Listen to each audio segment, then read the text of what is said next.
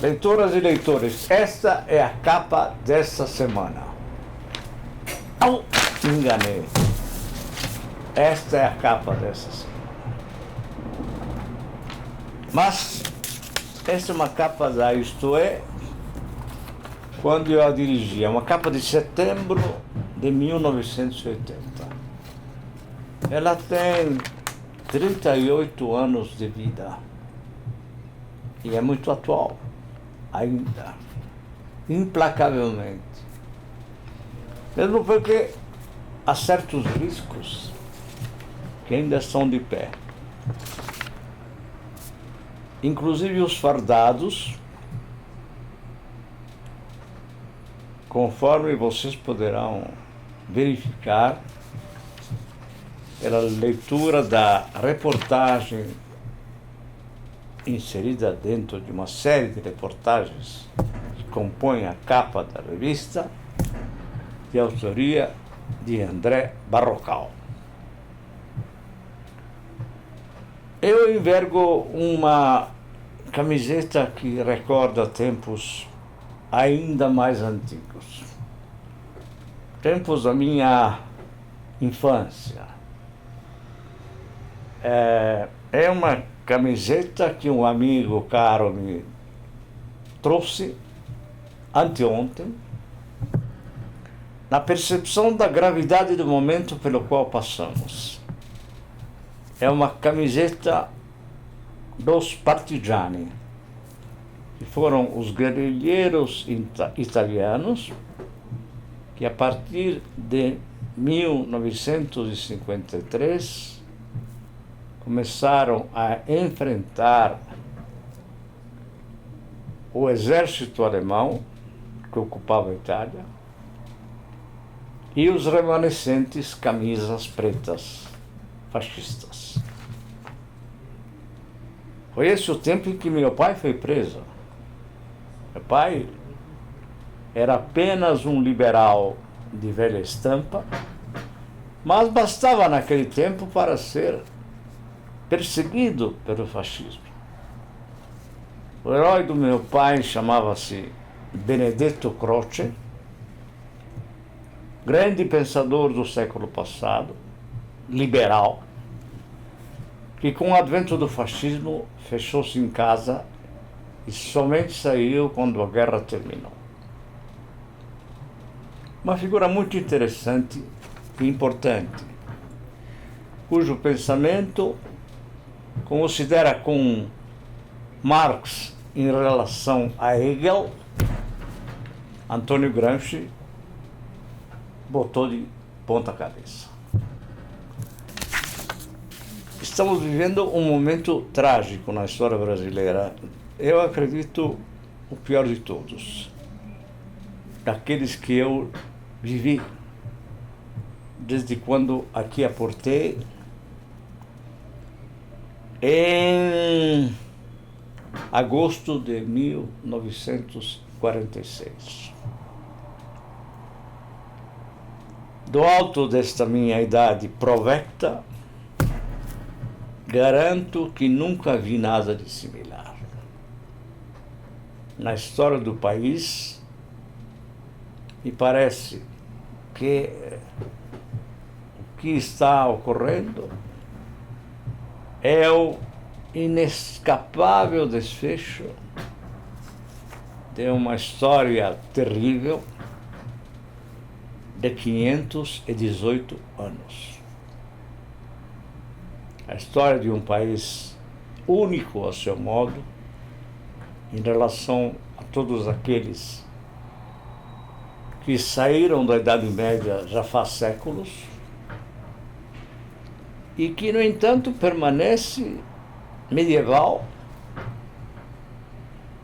graças à presença inescapável, evidente, opressiva da Casa Grande e da Senzala.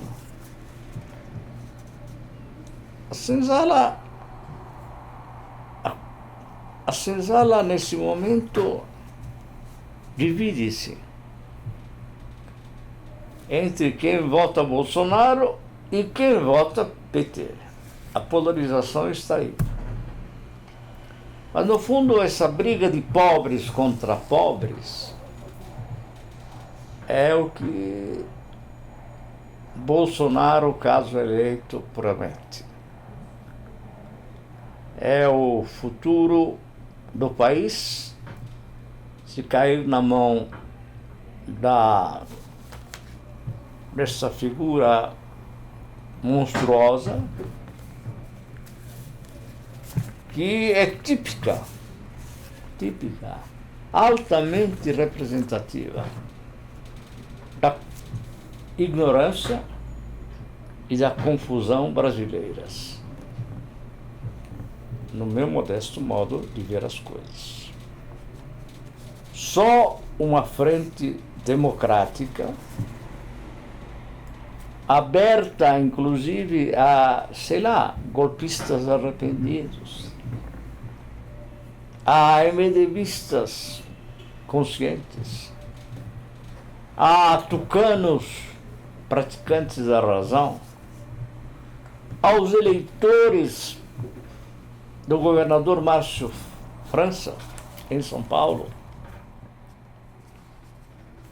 chamado a enfrentar o rei dos oportunistas, João Dória, aberta a todos aqueles que realmente ainda mantiveram os neurônios em dia, e a partir daí, se for possível, caberá ter uma centelha de esperança. Na semana passada eu fui a Curitiba, mas na hora de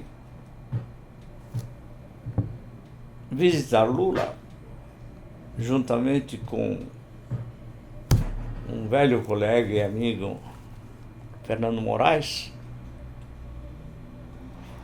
fui barrado com ele, naturalmente. Fui barrado por uma ordem de um juiz local que pretendia executar a decisão final do presidente da Alta Corte Brasileira. É uma frase, alta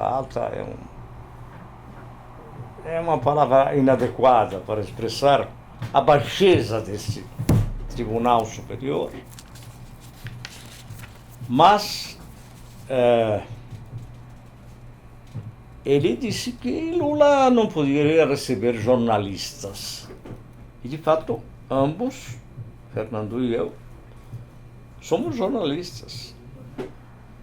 Não podia porque, na qualidade de jornalistas, poderíamos pretender entrevistá-lo.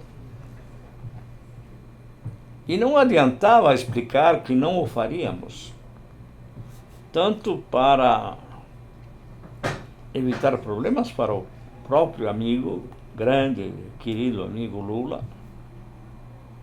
quanto para os dignos policiais que o guardam em Curitiba. Trata-se, aí sim, de pessoas honradas. Entre eles existe um velho amigo, Reinaldo de Almeida César, o próprio, digamos assim, carcereiro de Lula, que é um jovem oficial. É uma pessoa totalmente respeitável. Eles cumprem o dever. Eu diria constrangidos, claramente constrangidos. Mas eles sim, dignos, embora obrigados a cumprir uma tarefa que envergonha o país. Amanhã eu vou voltar. Tenho informações de que desta vez será possível visitar Lula. voltarei naturalmente com o Fernando. Fernando e eu estaremos lá amanhã, às 4 horas da tarde, para encontrar o velho e caro amigo. Meus caros da Carta Capital, vejam que nessa hora não há como maneirar. Eu, por isso, envergo essa camiseta que me lembra tempos idos da verdadeira revolução que houve na Itália, que matou em pouquíssimo tempo a revolução 300 mil italianos, sem contar os alemães. Eu tinha então, vivia entre a infância e a primeira adolescência.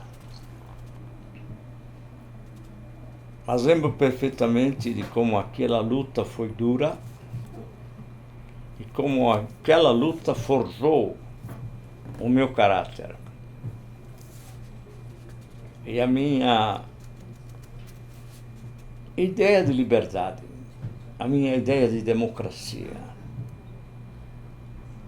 Eu acho que nós todos devemos pensar no que pode ser o Brasil se Bolsonaro vencer.